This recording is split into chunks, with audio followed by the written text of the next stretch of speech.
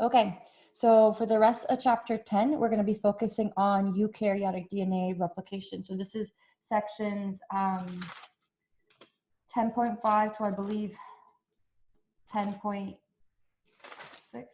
7, 10.7. So I'm going to try and finish up the rest of the slides. So just about 10 slides. So here we're talking about eukaryotic DNA replication, which is actually quite similar to prokaryotic DNA replication, which is what we've looked at thus far. But the thing is, as you can imagine, eukaryotic DNA replication is a little bit more complex, right? Eukaryotic DNA tends to be a lot more compared to, like, just in quantity, compared to prokaryotic DNA. We also have a couple of things intertwined, specifically proteins like histones intertwined within our DNA, something that bacterial DNA doesn't need to really think about. And then in addition, our DNA, on top of it being very, very long, it's actually linear, right? And so there's those kind of complications, those kind of added differences definitely do make our process of DNA replication, the eukaryotic DNA replication process, much more complex. So, but there are, of course, certain features that are very similar, or basically it essentially works the same. So the double-stranded DNA unwinds, right? And it unwinds a specific origin of replication sequence or site. A replication fork is formed, so you have that replication bubble, and then we have two replication forks. And because we have two replication forks, they're just going to continue to opposite sides. I'm just going to switch my video around. Okay, so we have the replication fork that is made. Where am I? So our double-stranded DNA unwinds. So this right here is single-stranded. This is also single-stranded. We have two replication forks, and the synthesis is going to be bidirectional. So it's going to continue this way and that way, right? We use the same enzyme, or pretty much an enzyme quite analogous to the polymerase, the DNA polymerases like Pol1, Pol3, etc., that we find in bacteria. We have a lot more, and we'll get into that in just a second. But these polymerases basically work the same way. So these DNA polymerases synthesize and actually replicate the DNA, and they require a few things, just like the DNA polymerases in E. coli or in other bacteria. First off, they require DNTPs, so deoxyribonucleoside triphosphates. They also require, of course, the template, which is this right here, just a single strand of DNA, the template, and then a primer. So they also cannot just, bind to the DNA single strand template and just start attaching complementary bases as is. They require, because of that primer, they require a free 3' OH end. So the DNA polymerases in eukaryotes also require a free 3' OH end. Okay, so let's start looking into it. So the first things first, since our DNA is just so much bigger than, since the DNA is just so much bigger than prokaryotic DNA, here you actually notice that we have multiple origins of replication sites. So if you see in this picture, right, if you follow my mouse, you can see that there's many, many little replication bubbles that are formed. And that's just because we don't just simply have one ORI, or one origin of replication site, we have multiple. So because our DNA is just so long, in order to make to get the thing, the whole process actually done in a matter of minutes, or like less than an hour, minutes to a couple hours, we need multiple origins of replications. In yeast, for example, yeast genomes contain 250 to 400 origins. These origins are called a little bit different. They're not ORECs like we have in E. coli. They're called autonomously replicating sequences, or ARSs. They have a few consensus sequences, so sequences that, like, the consensus sequences are just similar sequences. So between one ARS and another, because remember they have about 250 to 400, one ARS and another, they all look relatively alike because of these consensus sequences. So they're the sequences that is the same in all yeast ARSs. We also, mammalians DNA, for example, has about 25,000 origins. And they kind of are a little bit more unrelated. They don't really have that many specific sequences to them. But you can just see how as you can imagine, mammalian eukaryotes are, well, obviously mammalian DNA is bigger, has a bigger genome, and so we require more origins of replication. So it's not necessarily bigger, especially compared to some things, but definitely bigger than yeast. So the other thing about eukaryotes is just to accommodate for the increased number of replicons. So remember, replicons are the amount of things that we have to actually replicate, the amount of DNA that we have to replicate. So for humans, it's 23 pairs of chromosomes. All those linear chromosomes are replicons that must be replicated. So because we have so much more DNA, we have to accommodate by basically getting more DNA polymerases, especially compared to bacteria. So in E. coli, for example, usually DNA polymerase 3, which as you guys know is the main one, E. coli usually makes about 15 copies of DNA polymerase 3. Okay, and while if you compare it to a mammalian cell, they usually have tens of thousands of DNA polymerases in just one cell. So it's crazy just the differences, just because again, it's to accommodate the increased amount of eukaryotic DNA. So there's a few kinds of polymerases that we have. We have polymerase alpha, delta, and epsilon, right? So change it. The polymerase alpha is what we use to make our primer. Okay, so this is kind of like an RNA polymerase, because this one will be able to attach to the template and make a primer of about 10 to 12 base pairs long, right? Even a little bit more, actually. Our primers tend to be a little bit longer than prokaryotic ones. You can add up that to like 20. We're going to make an RNA primer so that we have a free 3' OH end, right, for the other polymerases, the ones that simply elongate and actually synthesize the next strand, that complementary strand. So polymerase alpha has a very low processivity. If you guys remember, processivity just means the ability of the enzyme to basically stick with the template for as long as possible. And this is good that it has a low processivity, because if it had a high processivity, it would stick with the template and simply make a really, really long RNA primer, which is not the goal, right? We want to duplicate DNA. We don't want to make half DNA, half RNA. We don't want that. So by making it like by having low processivity, it actually makes for a short nucleic acid segmented RNA primer, which we can then excise out, remove, and then fill in the gaps. We also have delta and epsilon. Delta and epsilon are both polymerases that kind of elongate the DNA. The polymerase delta works on the lagging strand, so the one that has the Okazaki fragments. So we have Okazaki fragments, the lagging and the leading strand on eukaryotic DNA as well, right? Because polymerases work the same way. They always attach to a free 3' OH end. But now we have specific ones like polymerase delta works on the lagging. If you kind of look at the letter D, the delta letter in Greek, it looks a little bit like the G in lagging. So you can kind of think of it that way. And then epsilon leading has an E in it. And so that's what you could think about with polymerase, like how you can remember that. So polymerase epsilon works on the leading strand, delta on the lagging strand. Both of them have proofreading. So both of them have 5' to 3' exonuclease activity. They can basically shriek to a halt if they know that they made an error, if they find an error, go back, reverse direction, chomp away the nucleotides, including the bad nucleotide, and fix it up again. So replication here, now we have to consider just the other things that our DNA is in association with. We know that we have a lot of DNA, right? 3 billion base pairs for every single cell. And these 3 billion base pairs, if you elongate all of them, stretch them all out, remember how I told you guys it's about 2 meters, so a bit taller than me, right? This obviously can't be the case. We require the cells, the DNA, sorry, to stay in the cells, or the DNA to stay not only within the cell, but actually within the nucleus. So this is the reason it can do this is because DNA is going to be complexed and in association with specific proteins, proteins called histones. And this association is known as chromatin. So usually we have 8 histones. If you can see here, actually you probably can't, but we have 8 histones. I'm going to make this a little bit bigger. Hopefully you can see. We have 8 histones that kind of jumble up together, and the DNA is looped around each one, right? And then each loop, like this little cluster with the 8 histones is known as a nucleosome. So bananas. I have no idea why I say banana. I'm hungry, apparently. I actually just had a banana. I'm sorry. I hope that made you guys laugh. Bacteria. Oh my gosh, I'm gonna keep that because yeah. So bacteria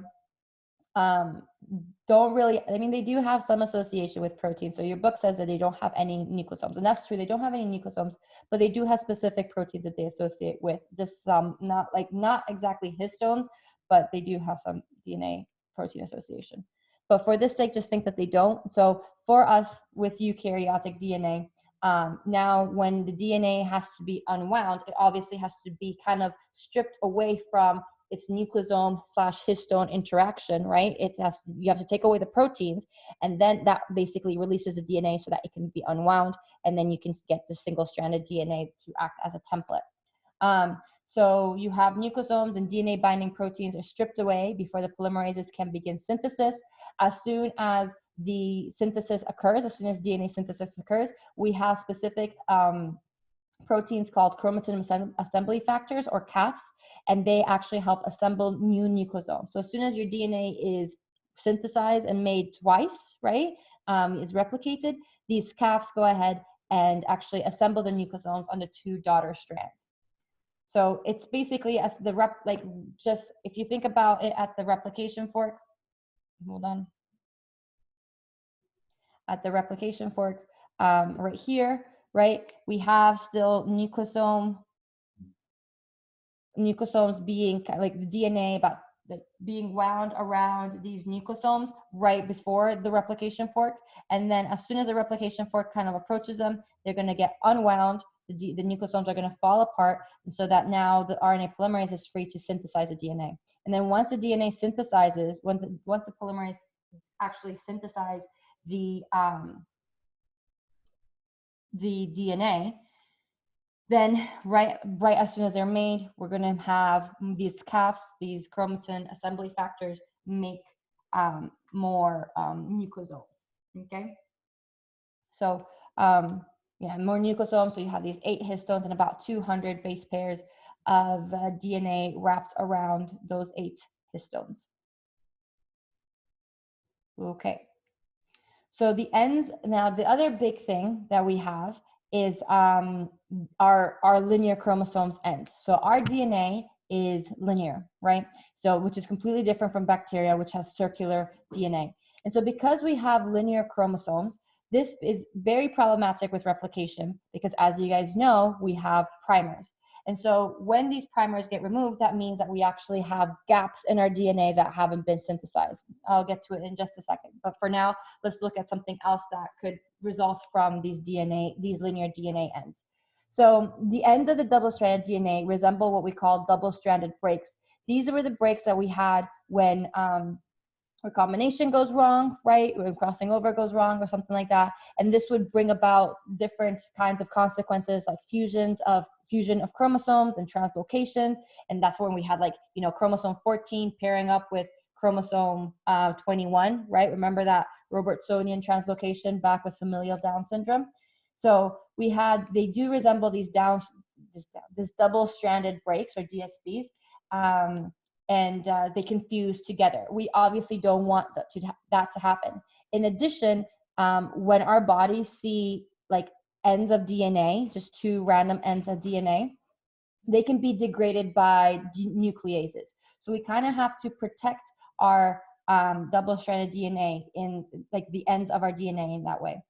So the way we, hold on. Okay, sorry about that. So the way that we kind of protect our own DNA, the ends of our DNA through this, is because we have specific sequences at the end of our DNA called telomeres. These are kind of nonsensical sequences, honestly. They're repeats of basically like TTGGG. Like, it's just a bunch of G's. It's very a G-rich sequence, and it's nonsensical in the sense that it doesn't actually encode for any genes. We just have this long amount of crazy repetitive G-rich sequences at the ends of our DNA. This is important because this makes, they kind of protect the chromosomal ends. They keep them intact, and they allow for stability. So they stop them from doing things like improper fusion, or they stop them from being degraded by nucleases. So they're just long stretches of short repeating sequences that preserve the integrity and the stability of chromosomes. So, hold on. Right. So if you see here, the telomere structure, like I said, it's just a G-rich strand, right? And it extends as an overhang, so it lacks a complement. So if you actually look at the ends of our DNA, right, they look like this. This is a 3' overhang that kind of just keeps stretching out, and it's very G-rich. And what happens is that it can form things like G quartets or T loops, which just means that they kind of double back on each other.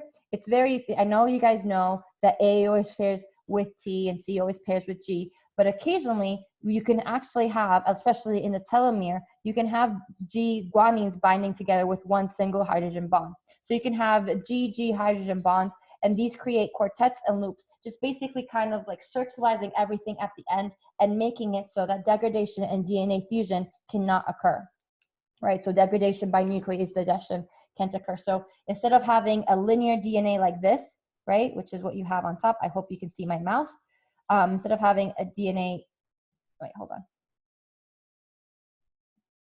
Your DNA just kind of being linear and hanging to the side, like so, right? This part right here doubles back and forms a loop, and this loop, you can see, this loop basically acts as a protection towards any kind of nucleus digestion or DNA fusion. So this is just one of the many things that the telomeres do. The other big thing about telomeres is that they help actually replicate the entirety of our chromosome.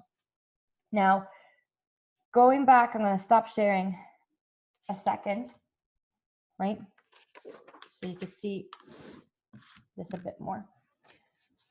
But when we have our DNA, okay, that has to be replicated, we have 5' to 3', and then here's the other strand, 5', 3'.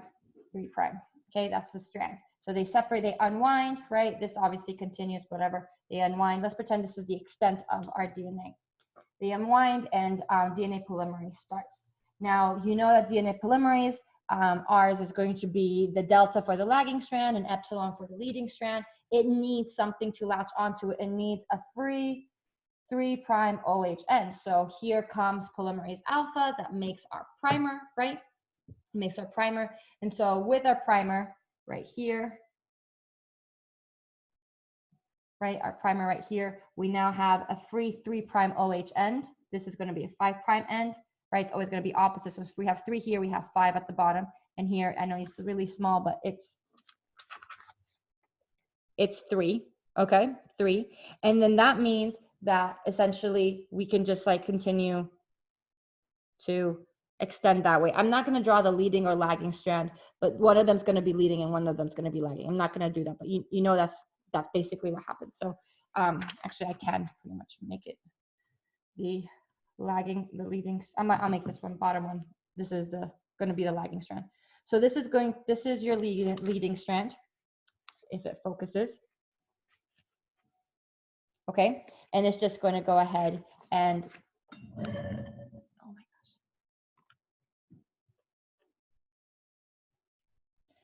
It finally focused. So this is going to be your leading strand, right? The other way, you're going to have the same thing happening. This is going to be but on the opposite direction, your 3' OH that your DNA polymerase is going to latch onto. Let's pretend this is the lagging strand. So we have lots of Okazaki fragments. Another thing actually about difference between eukaryotic and prokaryotic DNA is that our Okazaki fragments, so the eukaryotic DNA, are a lot smaller than in prokaryotes. Usually they're about 10 times smaller, like between 100 and 150 nucleotides long, right? So they're very, very small. We have many of these. So you can imagine how many little RNA primers we have. So this is how it works. So at the end, these RNA primers get removed, right? They get clipped out, excised out, they get removed. And this is all fine and dandy. Our new DNA, the DNA polymerase can come in and this is going to be a 3' end, and our new DNA polymerase can just kind of patch things up, and then ligase is going to patch up the little like missing gap in the middle. So our DNA polymerase is just going to extend to this 3' OH right here, extend all the way to the next Okazaki fragment, and then ligase is going to connect them, right? That's all well, but can you see that at the end here, it's supposed to be at the end here, at the 5' end here, I've removed my primer, but there isn't any 3', like there's no free 3' OH. This is going to be 5' right here. There's no free 3' OH that my DNA polymerase can attach to. So essentially, parts of your DNA, every time you replicate your DNA, if you don't have these telomeres, every time you replicate your DNA, a little bit of it always goes missing, right? And that's just because we have linear chromosomes. Now, which is different from what bacteria have, which are circular chromosomes. And so if bacteria have circular chromosomes, they can just completely replicate the entirety of the chromosome until they get to the TER sequence, and that's it. We have linear ones, and so that is it's bad, right? We have to fix that. And so how do we fix that? Basically with the action of an enzyme known as telomerase. Okay, so telomerase is an enzyme. It's actually a ribonucleoprotein enzyme. And so this enzyme has a RNA component to it. And yeah, so it contains with it a molecular structure, a short piece of RNA, which is essential for its catalytic activity. This short piece of RNA is known as a telomerase RNA component, and it serves as a guide for proper attachment at chromosomal ends. So it basically brings the enzyme to the chromosome ends, and it also serves as a template for the synthesis of its DNA complement. The other thing about telomerase is that it has the action of reverse transcription. It has reverse transcriptase, or TERT, telomerase reverse transcriptase. And so this is basically going to be able to make my RNA guide, my RNA component, and find its complement and make the DNA from it. So what happens is, if you see here, the telomerase is going to bind to this telomere, and it binds through the specificity of that RNA component, the TERT, right, inside the telomerase.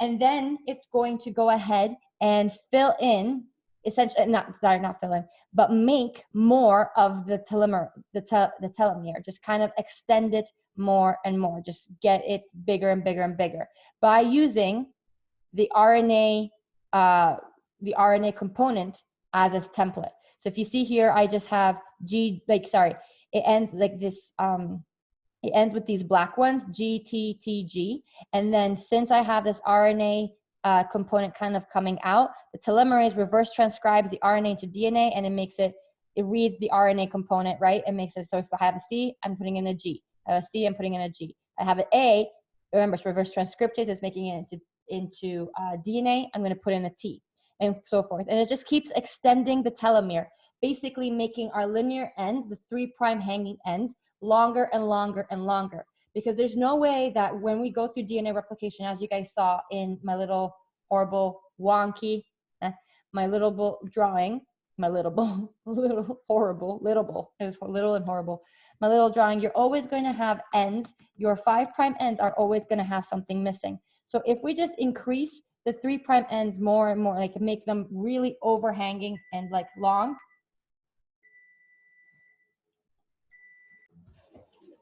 Okay, so essentially, sorry about that. Basically how we fix this end replication problem is this part of the RNA sequence of the TERT, of the telomerase RNA component, binds to the end sequence of the single-stranded overhanging DNA. And then while the remainder of the RNA sequence kind of extends beyond, as you can see, kind of extends beyond. And so then the reverse transcription of the TERT kind of fills in those places. It makes the complementary DNA, so it synthesizes more DNA, and it kind of extends that length of the G-rich lagging strand, right? It extends the length of the G-rich telomere.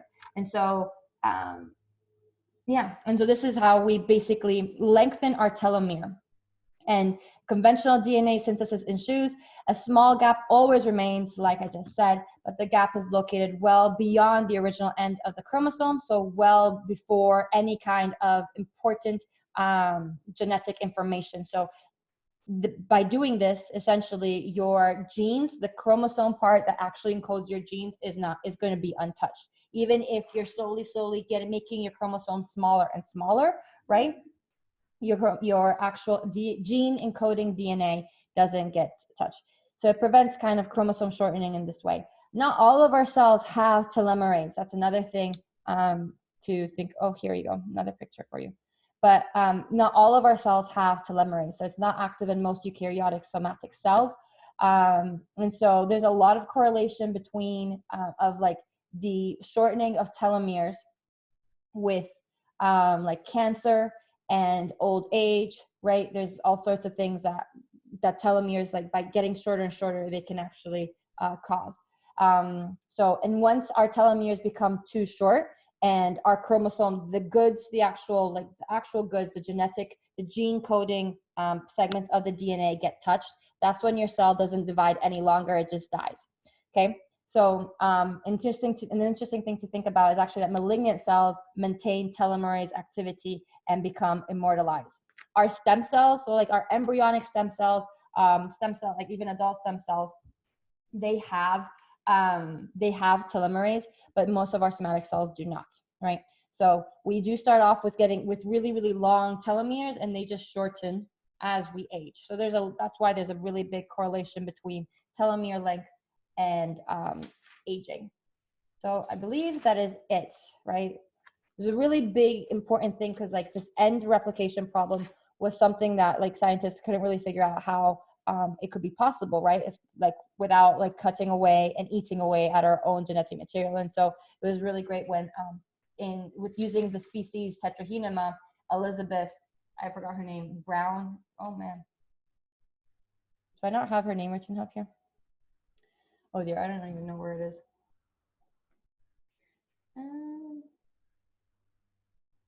Oh, Blackburn. Sorry.